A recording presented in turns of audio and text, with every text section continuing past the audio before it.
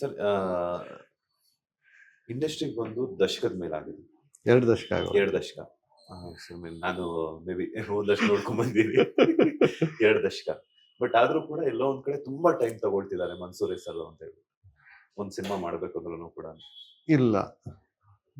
ನಂದು 2 ದಶಕ ಆಗಿದ್ರಲ್ಲಿ 1 ದಶಕ ನಾನು ಡೈರೆಕ್ಟರ್ ಆಗ್ಬೇಕಂತ ಕನ್ಸು ಕಂಡವನಲ್ಲ. ಅವಾಗ ನಾನು ಬಂದಿದ್ದು ಸೆಟ್ ಅಸಿಸ್ಟೆಂಟ್ ಆಗಿ, ಆರ್ಟಿಸ್ಟ್ ಆಗಿ ಬಂದೆ. ಅಂದ್ರೆ ಆರ್ಟಿಸ್ಟ್ ಅಂದ್ರೆ ಆಕ್ಟಿಂಗ್ ಅಲ್ಲ, ಪೇಂಟಿಂಗ್. ಸೊ ಸೆಟ್ಗಳಲ್ಲಿ ಪೇಂಟ್ ಮಾಡೋದು ಆ ಕೆಲಸ ಮಾಡ್ತಾ ಇದ್ದೆ. ಇಲ್ಲ ಅಂತಂದ್ರೆ ಆರ್ಟ್ ಅಸಿಸ್ಟೆಂಟ್ ಕೆಲಸ ಮಾಡ್ತಾರೆ. ಆಮೇಲೆ ಅಸಿಸ್ಟೆಂಟ್ ಆರ್ಟ್ ಡೈರೆಕ್ಟರ್ ಆದೆ. ಆಮೇಲೆ ಆರ್ಟ್ ಡೈರೆಕ್ಷನ್ ಈ ಫಸ್ಟ್ 10 ವರ್ಷ ಅದರಲ್ಲೇ ಕಳೀತು. ಅದಾದ್ಮೇಲೆ ಒಂದ್ ದಿವಸ ಏನೋ ಹಿಂಗೆ ಹುಚ್ಚ ಹತ್ಕಂತು ಡೈರೆಕ್ಟರ್ ಆಗಬೇಕು ಅಂತ, ಡೈರೆಕ್ಷನ್ ಮಾಡಬೇಕು ಅನ್ನೋ ಒಂದು ಚಪಲ ಶುರುವಾಯಿತು. ಆ ಚಪಲದ ಮೇಲೆ ಒಂದು ಪ್ರಯತ್ನ ಮಾಡೋಕ್ಕೋ ಕೈ ಸುಟ್ಕೊಂಡು ಇಂಡಸ್ಟ್ರಿ ಬೇಡ ಅಂತ ಬಿಟ್ಟೋಗಿ, ಆಮೇಲೆ ಸಂಚಾರಿ ವಿಜಯ್ ಅವ್ರು ಬಂದು ಇಲ್ಲ ಇದು ನೀವು ಮಾಡಬೇಕು, ಮಾಡೋಣ ಬನ್ನಿ ಅಂತೇಳಿ ವಾಪಸ್ ಬಂದು ಇಲ್ಲಿ ಕೂರಿಸ್ಬಿಟ್ರು. ಸೊ ಹಂಗಾಗಿ ಡೈರೆಕ್ಟರ್ ಆಗಿದ್ದು. ಸೊ ಆ 10 ವರ್ಷದಲ್ಲಿ ಮೊದಲನೇ ಸಿನಿಮಾ ಕರೆಕ್ಟಾಗಿ ಇನ್ ಟೈಮಲ್ಲಿ ಆಗೋಯ್ತು. ಸೊ ನಾವು ಜನವರಿಯಲ್ಲಿ ಪ್ರೊಡ್ಯೂಸರ್ ನೋಡೋಕೆ ಶುರು ಮಾಡಿದ್ವಿ. ಫೆಬ್ರವರಿ ಎಂಡಿಗೆ ಒಂದು ಹಂತಕ್ಕೆ ಬಂತು. ಮಾರ್ಚಲ್ಲಿ ಶೂಟಿಂಗ್ ಶುರು ಮಾಡಿದ್ವಿ. ಏಪ್ರಿಲ್ 28ಕ್ಕೆ ಶೂಟಿಂಗ್ ಕಂಪ್ಲೀಟ್ ಮಾಡಿದ್ವಿ. ಅದೇ ವರ್ಷ ಆಗಸ್ಟಲ್ಲಿ ಸೆನ್ಸಾರ್ ಆಯಿತು.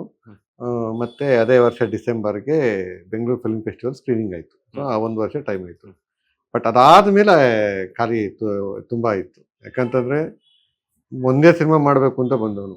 ನನಗೆ ಡೈರೆಕ್ಷನಲ್ಲಿ ಕಂಟಿನ್ಯೂ ಆಗಬೇಕು ಅನ್ನೋ ಯಾವ ದೂರಾಲೋಚನೆನೂ ಇರಲಿಲ್ಲ, ದುರಾಲೋಚನೆನೂ ಇರಲಿಲ್ಲ. ಯಾಕೆ ದುರಾಲೋಚನೆ ಯಾಕೆ ಅಂತಂದ್ರೆ ನಾನೇನೋ ಮಾಡ್ಬಿಡ್ತೀನಿ, ನಾನೇನೋ ಇಲ್ಲೇನೋ ಅಚೀವ್ ಮಾಡ್ಬಿಡ್ತೀನಿ, ಇಲ್ಲೇನೋ ಚಿತ್ರರಂಗದಲ್ಲಿ ಏನೋ ದೊಡ್ಡದಾಗಿ ಸಾಧನೆ ಮಾಡ್ಬಿಡ್ತೀನಿ ಅನ್ನೋದು ದುರಾಲೋಚನೆ. ಆ ಥರದ್ದೇನೂ ಇರಲಿಲ್ಲ. ದುರಾಲೋಚನೆ ನಾನು ಡೈರೆಕ್ಟರ್ ಆಗಬೇಕು, ಹಿಂಗೆ ಆಗಬೇಕು ಅನ್ನೋದು ದುರಾಲೋಚನೆ. ದುರಾಲೋಚನೆ ಅಂತಂದ್ರೆ ಅದು ನೆಗೆಟಿವ್ ಆಗಲ್ಲ. ಅಂದ್ರೆ ನಮ್ಮ ಸೆಲ್ಫಲ್ಲಿ ಏನೋ ಕಡ್ದು ಗುಡ್ಡೆ ಹಾಕ್ಬಿಡ್ತೀವಿ, ಏನೋ ಇಂಡಸ್ಟ್ರಿದು ಇಮೇಜ್ ಚೇಂಜ್ ಮಾಡ್ತೀವಿ ಅನ್ನೋ ಥರದ ಆ ಐಡಿಯಾಗಳೇನು ಇರಲಿಲ್ಲ. ಒಂದು ಸಿನಿಮಾ ಮಾಡಬೇಕು, ವಾಪಸ್ ಆ ಡೈರೆಕ್ಟ್ರು ಡೈರೆಕ್ಷನ್ನು, ನಂದು ಆರ್ಟು, ನಂದು ರೈಟಿಂಗು, ಅದರಲ್ಲೇ ನಾನು ತುಂಬ ಚೆನ್ನಾಗಿದ್ದೆ, ಹ್ಯಾಪಿ ಆಗಿದ್ದೆ. ಈಗಲೂ ಹ್ಯಾಪಿ ಆಗಿದ್ದೀನಿ, ಹಂಗಂತಲ್ಲ. But in terms of finance ವಿಷಯದಲ್ಲಿ ನೋಡೋದಾದ್ರೆ ಅಲ್ಲಿ ದುಡಿಮೆ ಚೆನ್ನಾಗಾಗ್ತಾ ಇತ್ತು. ಮತ್ತೆ ಒಂದೇ ಕೆಲಸ ಅಂತಿರ್ಲಿಲ್ಲ. ನಾನು ವಾಲ್ ಪೇಂಟು ಮಾಡ್ತಾ ಇದ್ದೆ, ವಾಲ್ ಮೇಲೆ ಪೇಂಟಿಂಗು ಮಾಡ್ತಾ ಇದ್ದೆ, ಕ್ಯಾನ್ವಾಸ್ ಪೇಂಟಿಂಗ್ ಮಾಡ್ತಾ ಇದ್ದೆ, ಕ್ಯಾನ್ವಾಸ್ ಮೇಲೆ ಕಮರ್ಷಿಯಲ್ ಪೇಂಟಿಂಗು ಮಾಡ್ತಾ ಇದ್ದೆ, ಸ್ಟೋರಿ ಬೋರ್ಡ್ ಮಾಡ್ತಾ ಇದ್ದೆ, ಅದ್ರ ಜೊತೆಗೆ ಸಿನಿಮಾದು ಆ್ಯಡ್ಸು, ಆರ್ಟ್ ಡೈರೆಕ್ಷನ್ ಮಾಡ್ತಾ ಇದ್ದೆ, ಈ ಸಣ್ಣ ಸಣ್ಣ ಫೋಟೋಶೂಟ್ಸು ಅದಕ್ಕೇನು ಬೇಕೋ ಅದನ್ನೂ ಮಾಡ್ತಾ ಇದ್ದೆ. ಅದ್ರ ಜೊತೆಗೆ ಪತ್ರಿಕೆಗಳಿಗೆ ಫ್ರೀಲ್ಯಾನ್ಸ್ ಆಗಿ ರೈಟಿಂಗೂ ಮಾಡ್ತಾ ಇದ್ದೆ. ಸಿನಿಮಾ ಬಗ್ಗೆ ಒಂದು ತುಂಬ ಸೀರಿಯಸ್ ಆಗಿ ಆರ್ಟಿಕಲ್ಸ್ ಮಾಡ್ತಾ ಇದ್ದೆ. ಸೊ ಈ ಥರದ ಮಲ್ಟಿಪಲ್ ಕೆಲಸಗಳು ನಡೀತಾ ಇತ್ತು ನಂದು ಆ ಟೈಮಲ್ಲಿ. ಮತ್ತು ಜೊತೆಗೆ ಆರ್ಟಲ್ಲಿ ಒಂದಷ್ಟು ಎಕ್ಸಿಬಿಷನ್ಸ್ ವರ್ಕ್ ಮಾಡೋದು. ಸೊ ಆ ಥರದ್ದು ನನ್ನ ಸ್ವಲ್ಪ ಬೇರೆಯೇ. ನಾನು ರೆಗ್ಯುಲರ್ ಆಗಿ ಪೇಂಟ್ ಮಾಡಿಬಿಟ್ಟು ಶೋ ಮಾಡ್ತಾ ಇರಲಿಲ್ಲ. ಒಂದಷ್ಟು ಥೀಮ್ ಮೇಲೆ ಕೆಲಸ ಮಾಡ್ತಾ, ಈ ಥರದ ತುಂಬ ಆ್ಯಕ್ಟಿವ್ ಆಗಿ ಇದ್ದಂಥವನು. ಸಿನಿಮಾ ಡೈರೆಕ್ಷನ್ ಬಂದಮೇಲೆ ಅವೆಲ್ಲ ಸ್ಟಾಪ್ ಆಗೋಗಿದೆ. ಬರೀ ಸಿನಿಮಾ ಸಿನಿಮಾ ಸಿನಿಮಾ. ಯಾಕಂದರೆ ಸಿನಿಮಾ ಅದೊಂದು 9 to 10 ಜಾಬ್ ಥರ ಮಾಡೋಕ್ಕಾಗೋದೇ ಇಲ್ಲ. ಸಾರಿ, ಅಂದರೆ 9 to 5, 9 to 10 ಅಲ್ಲ, 9 to 5. ಇವಾಗ 9 to 10 ಅಂತಂದರೆ ಈಗೇನು 10 hours ಎಕ್ಸ್ಟೆನ್ಷನ್ ಮಾಡ್ಬೇಕು, ಅದಾಗ್ಬಿಡುತ್ತೆ. ಹಂಗಲ್ಲ, 9 to 5 ಜಾಬ್ ಥರ ಮಾಡೋಕ್ಕಾಗಲ್ಲ. ಸಿನಿಮಾ ಅನ್ನೋದು ಫಿಸಿಕಲ್ ಆಗಿ ನೀವು 30% ಕೆಲಸ ಮಾಡ್ತಾ ಇರ್ತೀರಾ, ಮೆಂಟಲಿ 70% ಕೆಲಸ ಮಾಡ್ತಾ ಇರ್ತೀರ. ಅಂದರೆ ನೀವು ಕುಂತ್ಕೊಂಡಾಗ, ನಿಂತ್ಕೊಂಡಾಗ, ನೀವು ಎಲ್ಲೋ ಇದ್ದಾಗ, ಆ ಒಂದು ಸಲ ಡೈರೆಕ್ಷನ್ ಅಂತ ಬಂದಮೇಲೆ ಅದು ಸುಮ್ಮನೆ ಬಿಡಲ್ಲ ನಿಮ್ಮನ್ನು. ಈಗ ನಾನು ನಿಮ್ಮ ಜೊತೆ ಮಾತಾಡ್ತಾ ಇದ್ದೀನಿ ಅಂತಂದ್ರೂ ಎಲ್ಲೂ ನನಗೆ ಫ್ರೇಮು, ಕಂಪೋಸಿಷನ್ಸ್ ಇದೇನೋ ಓಡ್ತಾನೆ ಇರುತ್ತೆ. ಸೊ ಆ ಥರದ್ದು ಏನೂ ಬಯಕೆ ಇರಲಿಲ್ಲ. ಅದರಲ್ಲಿ ಆರಾಮಾಗಿದ್ನಲ್ಲ.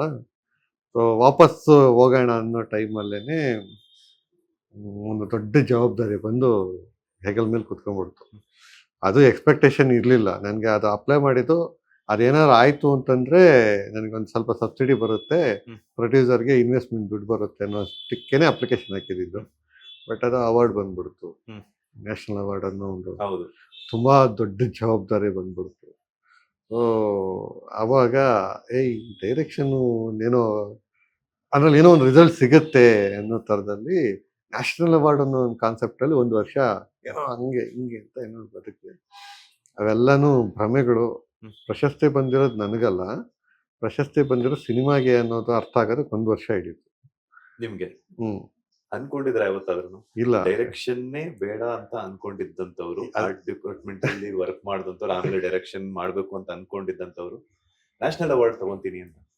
ಖಂಡಿತ ಇಲ್ಲ, ಅದನ್ನೇ ಹೇಳ್ತಾ ಇದ್ದೀನಿ. ಇದು ಯಾವ ಕಲ್ಪನೆನೂ ಇರಲಿಲ್ಲ. ನಾನು ಆಕ್ಚುಲಿ ಒಂದು ಸಿನಿಮಾ ಆದ್ಮೇಲೆ ವಾಪಸ್ಸು ಆರ್ಟ್ ಡೈರೆಕ್ಷನ್ ಮಾಡಬೇಕು ಅಂತ ಇದ್ದೆ. ಇನ್ನೊಂದೇನಂದ್ರೆ ನ್ಯಾಷನಲ್ ಅವಾರ್ಡ್ ಅನೌನ್ಸ್ ಆಗೋದಕ್ಕೆ 2 ದಿವಸ ಹಿಂದೆ ಒಂದು ಫೋಟೋಶೂಟ್ ಇತ್ತು, ಜ್ಯುವೆಲರಿ ಫೋಟೋಶೂಟ್ಗೆ. ಅದಕ್ಕೆ ನಾನು ಸೆಟ್ ವರ್ಕೇ ಮಾಡ್ತಾ ಇದ್ದೆ.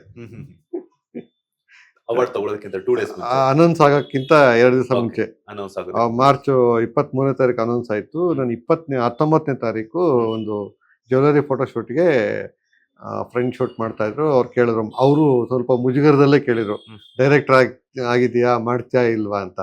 ಬನ್ನಿ ಸರ್ ಮಾಡೋಣ, ಸುಮ್ಮನೆ ಕೂತ್ಕೊಂಡು ಏನು ಮಾಡೋಣ ಅಂತ ಹೇಳಿ ಅದು ಮಾಡ್ತಾ ಇದ್ದವನು. ಅದಾದ್ಮೇಲೆ 4 ದಿವಸಕ್ಕೆ ಅನೌನ್ಸ್ ಆಗಿದ್ದು.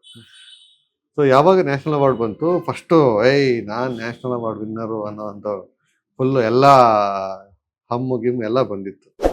ಅವೆಲ್ಲ ಬಂದು ಅವೆಲ್ಲದರ ಮಧ್ಯೆ ನೆಕ್ಸ್ಟ್ ಇನ್ನೊಂದು ಸಿನಿಮಾ ಮಾಡಬೇಕು, ಹಂಗೆ ಹಿಂಗೆ ಅಂತ ಏನೇನೋ ಕಲ್ಪನೆಗಳಲ್ಲಿ ಭ್ರಮೆಗಳಲ್ಲಿ ಒಂದು 6-8 ತಿಂಗಳು ಬದುಕಿ ಕೊನೆಗೆ ರಿಯಲೈಸ್ ಆಯಿತು, ಅವಾರ್ಡ್ ಅನ್ನೋದು ಬರೋದು ವ್ಯಕ್ತಿಗಲ್ಲ, ಅವ್ರು ಮಾಡಿರೋ ಕೆಲಸಕ್ಕೆ ಅಂತ.